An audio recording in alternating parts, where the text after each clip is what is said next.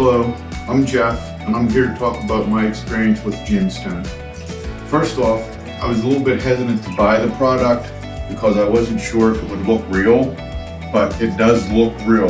You have to actually go up and feel it to know that it's not real.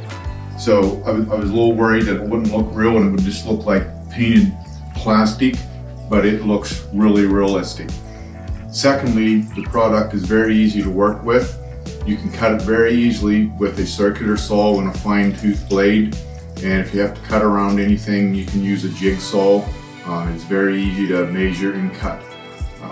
My friend and I did this wall here. It's 15 feet long and 8 feet high, and it took 37 panels.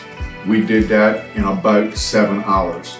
So it's very easy to work with, very quick to go up.